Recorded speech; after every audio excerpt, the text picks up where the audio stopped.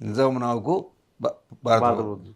నీ రాజ్యం యథాతథం మేము జోక్యం చేసుకోము, నువ్వు రాజ్యం భారతదేశం ఉంటాను చేసుకో, ఇప్పుడు నువ్వు అక్కడ చేరొద్దు, అట్లాగే ఉండు, అదే మేము ఇక్కడ ఉంటాం, యథాతథంగా ఉందాం. అది చూస్తే కమ్యూనిస్ట్ పార్టీకి ఇంకా ఇప్పుడు మేము అన్నదే మనం అనుకున్నదే జరిగింది కదా, ఇంకా దీని అయిపోతుంది అనుకున్నాం. ఇంకా విజృంభించారు పార్టీ. ఆ విజృంభం జరిగిన తర్వాత కొంతకాలానికి నేను చెప్పిన కాశ్మీర్ ఇదొకటి అదొకటి వచ్చి 1948 జనవరి, ఫిబ్రవరి, మార్చి వచ్చినాటికే ఇక ఇది బీబీ నగర్ కానీ అటువాని కానీ కొన్ని అరాచకాలు మరి పోవటం, పట్టుకోవటం. షోయబుల్లా ఖాన్, ముస్లింలందరూ చాలా మేధావులందరూ వ్యతిరేకించారు. నిజాం నవాబుకు అది విజ్ఞప్తులు చేశారు, ఈ దుర్మార్గుడు కాసిం రాజు మీరు ఎట్లా భారతదేశంతో చేసుకోండి, మీరు మంచి అదే అని చెప్పి సాధించి పట్టించుకోలేదు. ఆఖరికి ఇంకో ఒప్పందం జరిగింది, ప్రధానమంత్రి వీడు కూడా పోయాడు ఆఖరికి చాలా మీటింగ్లో. ఆఖరి ఫైనల్గా ఒప్పందం జరిగింది. ఆ చరిత్ర కాసిం రాజు కూడా నిజాం వెంబడి పోయేవాడు, సంప్రదింపులో పోయాడు కమిటీలో. కూడా తర్వాత వాడు అప్పుడు ప్రైమ్ మినిస్టర్ ఈవిడు నిజాం కాలంలో ఇంకోటి ఏని చెప్తే నాకు టైం దొరుకుతుంది, కానీ నిజాం ప్రభుత్వం ప్రధానమంత్రి నిజాం నవాబు అడ్వైజర్ తెలుగు ఇక్కడోడు కాడు, ఇంగ్లీష్ వాడు. ఈ భారతదేశంలో ముస్లింలు ఎవరన్నా మళ్ళీ ఆయన ఇంగ్లీష్ వాడు. ఆయన సైన్యాధిపతి వాడు ఇంగ్లీష్ వాడు, ఇక్కడ ముస్లింలు నమ్మలే. ప్రధానమంత్రి వాడు యూపీ, బీహార్ తప్ప తెలుగు ముస్లింలు ఎవరిని నమ్మలే. అటువంటి రాజ్యంలో వీడు ఏకమైకి చేస్తుంటే వాళ్ళు కూడా పోయి ఏం సరే మేము ఉండలేవు అనుకుని రాజ్యం పెడుతున్నాడు. వీడు కాశ్మీర్ రెజ్గాడు ఏకమైక ఈడు కూర్చున్నాడు. అక్కడ భారతదేశంలో ఒత్తిడి వస్తుంది, నేను ఎటు కాకుండా అయిపోతాను, ఏం చేయాలి అనుకొని రహస్యంగా కొంతమంది మళ్ళీ రాయబారం ఉండేది. అంటే ఈ కమ్యూనిస్టులు ఇదంటే కంటే వాళ్ళు ఇచ్చిన మంచి ఇచ్చాడు, నాకు వాగ్దానాలు చేశారు, వాళ్ళతో చేసుకుంటే నా రాజ్యం ఉంటుంది, పెత్తనం ఉంటుంది, అంతా ఉంటుంది, కాబట్టి వాళ్ళతో సంప్రదించి చేసుకొని నేను ఎట్లాగో అది చేసుకోవడం మంచిదని అప్పుడు ఇక్కడి నుంచి మొదలుపెట్టాడు. ఆయన నిజాము రాజ్యంతో ఇదంతా వీడికి కొంత తెలుసు, కొంత తెలియదు. రజాకర్ నాయకుడు కొద్ది రోజుల తర్వాత ఈ వీడు కూడా గుర్తించాడు, నా పని కూడా అయిపోయింది అనుకొని వాడు కూడా మెత్తబడ్డాడు. అప్పుడు భారత ప్రభుత్వానికి నిజాము రాజుకు ఇద్దరికి ఎవరు శత్రువులయ్యారు? కమ్యూనిస్టులు. ఈ కమ్యూనిస్టుల వల్ల మాకంటే ముందే హైదరాబాద్ను కూలదోసి ఇక్కడ ఎర్రజెండా ఎగరేస్తారు అన్నది భారత ప్రభుత్వానికి అర్థమైంది. వీడు అనుకున్నాడు వీళ్ళు వశం చేసుకుంటారు, నా రాజ్యం కాంగ్రెస్ భారత ప్రభుత్వం ఉంటే ప్రశాంతంగా ఉంటుంది, వీళ్ళ చేతులు ఓడిపోతే నా బోద్ది అనుకుని వీడు అనుకున్నాడు. కాబట్టి వాళ్ళు ఇద్దరి శత్రువులు కమ్యూనిస్టులు అయ్యారు. ఇద్దరి శత్రువుల నుంచి బయటపడాలంటే మనం ఉడంబడి చేసుకోవాలి అనుకొని ఒక రహస్యంగా సంపద అప్పటి నుంచి అన్నీ దొరుకుతాయి. అన్నీ విపి మీనన్ అని మీరు పుస్తకం ఎక్కడ దొరుకుతుందో తీసుకోండి. ఈ రాష్ట్రాలన్నీ భారతదేశంలో విలీనం చేయటం కోసం ఒక ప్రత్యేకమైన డిపార్ట్మెంట్ కేంద్ర ప్రభుత్వం, హోమ్ మినిస్ట్రీ, వల్లభాయ్ పటేల్ మంత్రివర్గంలో ఆ V P Menon senior most ISAS officer ఆయన నియమించి ఆయన పని ఏంటంటే అన్ని వీళ్ళందరినీ కలుపుకొని వాళ్ళని ఎట్లాగో భారతదేశంలో విలీనం చేయడం ప్రయత్నం చేశాడు. 46 నుంచి ప్రయత్నం చేసి అందరూ ఒప్పుకున్నారు. రజాకార్లను అణచేటువంటి పేరుతోటి హైదరాబాద్ రాష్ట్రంలో విలీనం చేసేటువంటి పేరుతోటి ఒక వందనం చేసుకొని నిజాం నవాబుకు చెప్పేసి ఒప్పుకున్నాడు. దాడి మొదలైంది. 3 రోజులు ఎక్కడ వ్యతిరేకించలేదు వాళ్ళు.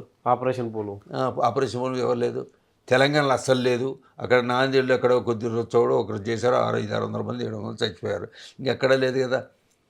అట్లా తిరిగి ఇట్లా వచ్చారు. అప్పటికే రజాకర్లు అంతా పారిపోయారు, ఏ క్యాంపు లేదు, ఏది లేదు, అంతా అయిపోయింది. హైదరాబాద్కి వచ్చింది, జెండా ఎగిరేశారు. ప్రజలంతా మన స్వాతంత్రం వచ్చిందని సంతోషించారు. ఇది బ్యాక్గ్రౌండ్ అంతా తెలియదు వాళ్ళకు. కానీ అయిపోయిన మరుసటి రోజే విపి మీనన్ హైదరాబాద్ వచ్చాడు. వచ్చే నాటికి వీడిని కాశ్మీర్ రెజ్యూని అరెస్ట్ చేశారు. చేయకుండా బాగుండదు కదా.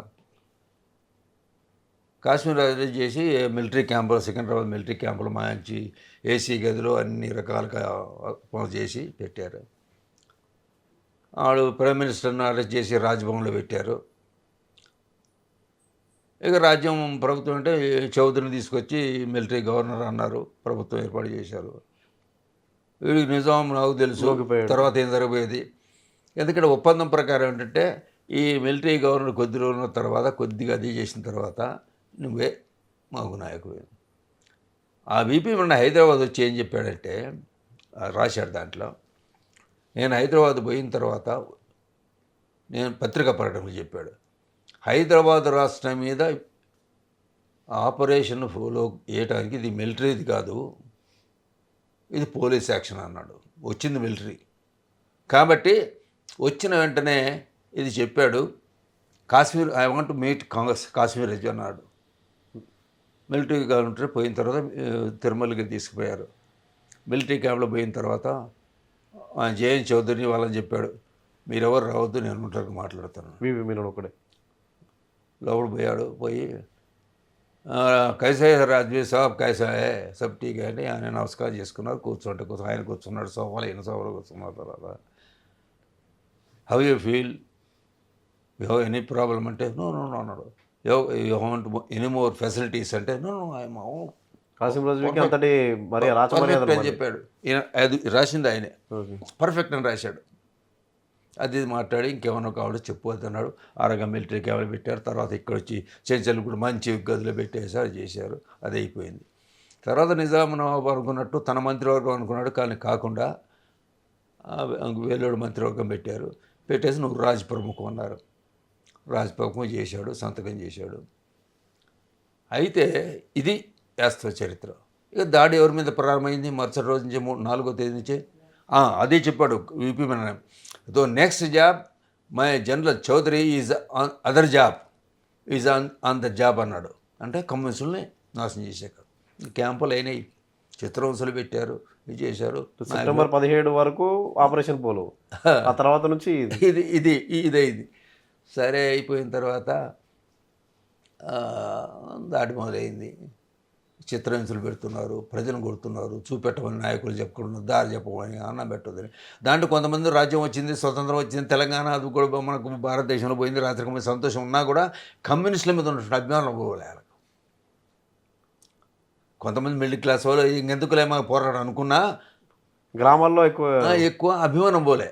ఆ సందర్భంలో ఏమైందంటే స్వామి రామానంద తీర్థ కాంగ్రెస్ నాయకుడు, మంచి నాయకుడు, ఇక్కడ చిత్రహింసలను ప్రజలను చూసి నెహ్రూ గారికి ఒక లేఖ రాశాడు. తర్వాత కలిశాడు. సార్ మీరు ఏం చేస్తున్నారు తెలంగాణలో, రాజరిక వ్యవస్థ పోయింది, రజాకాలం అణిచేవారు సంతోషం, కమ్యూనిస్ట్ పార్టీ ఉంది, కమ్యూనిస్ట్ పార్టీ వెనక లక్షలాది మంది ప్రజలు ఉన్నారు, ఆ ప్రజలను ఏదో మాట్లాడి ఏది చేయకుండా వాళ్ళ మీద అమాయక ప్రజలు చిత్రహింస చేస్తున్నారు, రజాకార్ల కంటే ఎక్కువ చేస్తున్నారు, మీరు ఇదే రాశాడు, రజాకార్ల కంటే ఎక్కువ చేస్తున్నారు, వాళ్ళు చిత్రహింసలు పెడితే ఎట్లొస్తుంది, వాళ్ళు కమ్యూనిస్ట్ పార్టీ మీద ఎందుకు అభిమానం ఉంది, ఇంత పెట్టినా వాళ్ళకు. ఈ దాశరథి వీళ్ళని కూడా జైల్లో పెట్టారు, నిజమేనా? చాలా ఉన్నాడు కాదు, అంతమంది ఉన్నాడు. అందుకోసం దీనికి మౌలికమైన కారణం ఏమిటో తెలుసుకోకుండా చిత్రహింసలు పెట్టేసి ఇది చేస్తే కాదు అన్నాడు. దానికి మౌలిక కారణం భూ సమస్య,